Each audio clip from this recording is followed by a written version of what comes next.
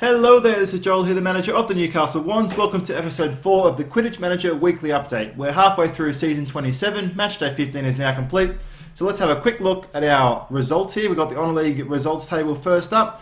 We're looking at Honour League first because this is the exciting one. There's been a lot of stuff happening this season in Honour League. We're 2 weeks into the 4-week season and there's been probably, 7, maybe 8 different leaders at some point during this season. I'll show you a quick graph showing how crazy it's been so far, but at the moment you can see on the ladder we've got a pack at the top, we've got a pack at the bottom, and we've got somewhere in the middle everyone else just chilling about. You can see here the Catchers and the Phoenixes are 1 and 2 again. We might see a replay of the season 26 final from last season.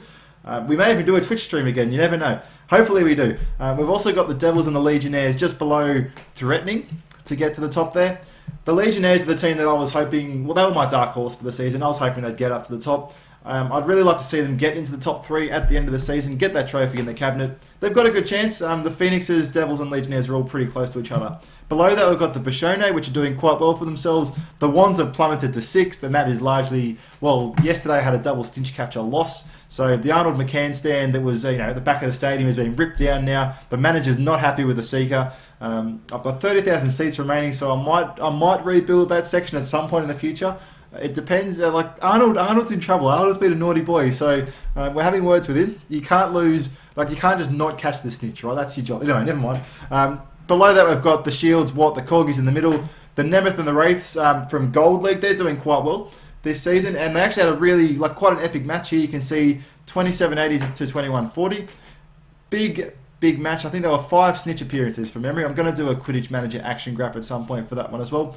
Below that, we've got the relegated teams, or the teams that are up for relegation. Like I said in one of the previous episodes, they're just rebuilding at the moment. It's just what happens in Honour League. If you're not at the top level and you do want to buy new players, well, you've got to go through a rebuilding phase. It's tough, but that's what happens in this game of Quidditch Manager.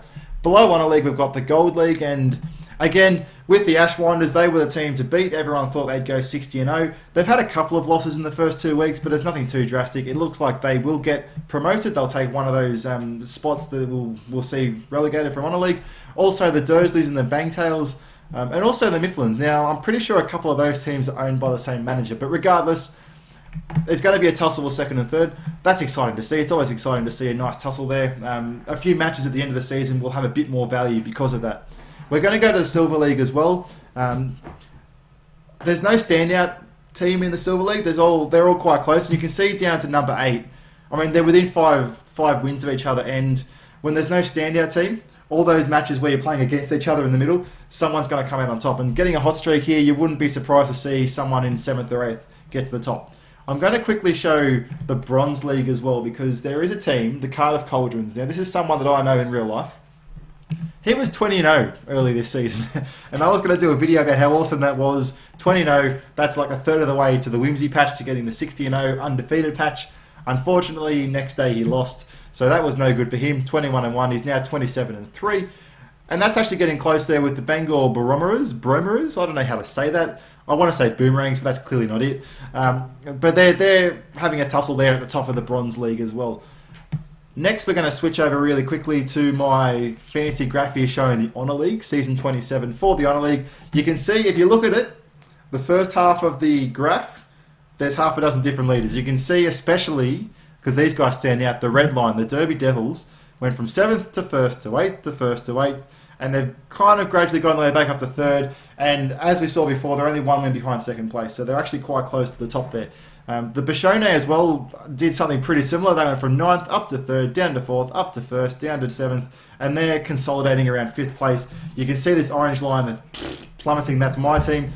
Down the bottom of the ladder, you can see also, the good thing about this graph is it shows, as the season goes on, how it all kind of smooths out. Those lines aren't going up and down as much anymore, because most of the teams are into the spots where they'll end up at the end of the season. So we'll have a few switches, like the Wraiths and the Nemeth here, they keep switching over. At the top, the Catchers and the Phoenixes will keep switching as well. And that's just the way the season's going to go. This graph is also going to show us, this is the end of week 2, halfway through. At the end of week 4, we can see how many teams were in the similar position. But I suspect that not much will change here. If my Seeker starts getting the stitch again, he'll go back up. But I'm pretty sure the Wands are out of contention. The Bashoni are probably out of contention as well. The Legionnaires and the Devils are always dangerous. So if they get a few hot streaks or a few wins in a row, they'll come back up to the top. They're only a few wins behind. I think we're going to leave it at that for now. The forum wasn't used as much this week because Andre has been away. Well, he's been busy, I should say. He's busy this weekend. November the 8th was a big day for him. And I suspect he'll be gone for like another week or two, at the very least. So congratulations to Andre and Aline. I'm going to leave you with this, I don't even know what this is, this little portrait here that was made by the manager of the Catchers. It made me giggle a little bit, just to see that the chat is still being used by managers. And until next time, hooroo.